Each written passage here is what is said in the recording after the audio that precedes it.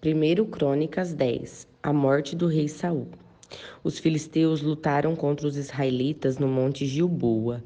Muitos israelitas foram mortos ali, e o resto fugiu.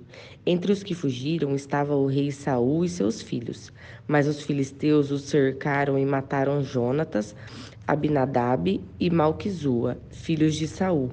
A luta estava feroz em volta de Saul, que foi atingido por flechas inimigas e ficou muito ferido.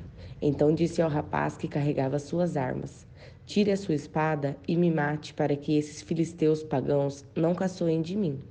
Mas o rapaz estava muito apavorado e não quis fazer isso.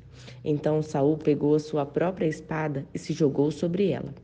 Quando viu que Saul estava morto, o rapaz também se jogou sobre a sua própria espada e morreu junto com ele.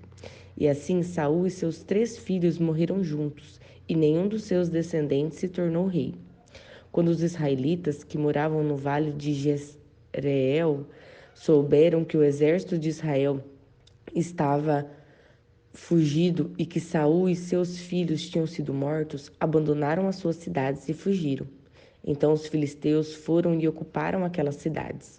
Um dia depois da batalha, quando os filisteus voltaram lá para tirar dos mortos as coisas de valor, acharam os corpos de Saul e dos seus filhos caídos no monte Gilboa.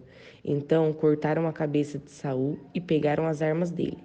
Depois mandaram mensageiros com elas para os territórios filisteus, a fim de darem as boas notícias aos seus ídolos e ao povo. Eles puseram as armas dele num dos seus templos e penduraram a sua cabeça no templo de Dagon, o deus deles. Quando o povo da cidade de Jabes, em Gileade, soube do que os filisteus haviam feito com Saul, os seus moradores mais corajosos pegaram os corpos de Saul e de seus filhos e os levaram para Jabes. Eles os sepultaram debaixo de um carvalho e jejuaram 7 dias. Saul morreu assim porque foi infiel a Deus, o Senhor. Ele desobedeceu aos mandamentos de Deus e consultou os espíritos dos mortos, em vez de consultar o Senhor. Por isso, Deus o matou e o entregou o reino a Davi, filho de Jessé.